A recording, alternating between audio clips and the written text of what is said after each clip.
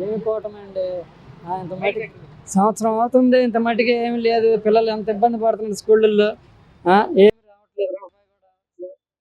అసలు మనుషులు ఏదో అది చేస్తాం ఇది చేస్తాం అన్నారు. పవన్ కళ్యాణ్ గారు ఏం చేయట్లేదు. నిలదీస్తాం అది ఇది అని చెప్పారు.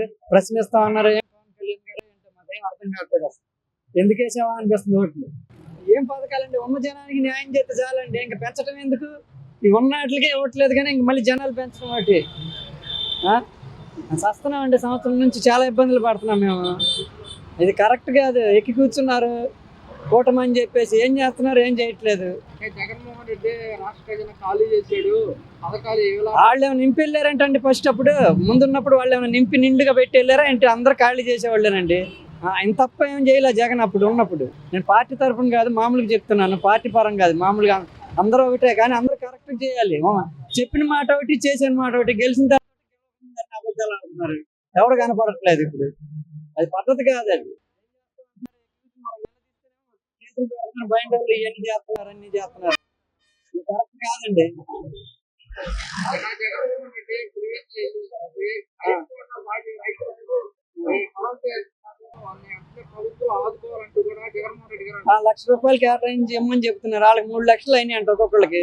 పాపం వాళ్ళు పొలాలు వేసుకున్న వాళ్ళ పరిస్థితి ఏంటండి? కొన్ని వాళ్ళు మొత్తం ఏం అడగట్లేదుగా. ఉన్నదంతా వాళ్ళు ఎంతో కొంత ఇవ్వాలి వాళ్ళకి నష్టపరిహారం. అది కూడా లేదు. వాళ్ళు బాధపడుతున్నారు.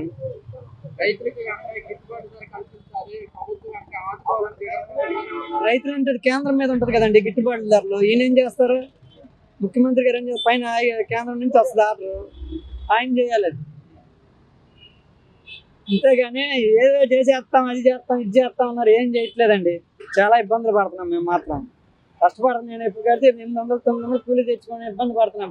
ప్రైవేట్ స్కూల్లో ఫీజులు కట్టుకోలేక 60,000 ఇద్దరికి ఎక్కడి నుంచి తెచ్చి కడతామండి? 2 పిల్లలకి కడుతున్నాం అప్పులు చప్పులు చేసి.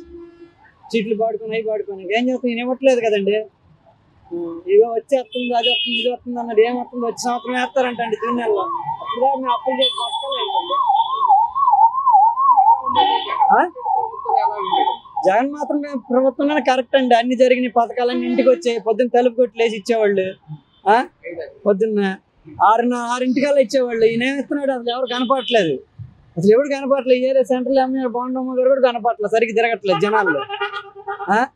ఎప్పుడో ఒకసారి వస్తారు, ఏదో ఉన్నోళ్ళు లేదు పార్టీలు పోరీలు పిలిపించుకుంటున్నారు, వెళ్ళిపోతున్నారు. కానీ అసలు బాండమ్మ గారు తిరగట్లేదు. ఇక్కడ టీడీపీలో గెలిపించాం, ఏం సుఖమే ఉంది? ఏం చేస్తున్నారండి? ఇంక మాకు పెట్టాడు కదండి 100. ఇంక తల్లికి 100 ఏం పెడతాడు? మాకు పెట్టాడు. సంవత్సరం చాలండి, కడుపు నిండిపోయింది ఓట్లు వేసినందుకు. అది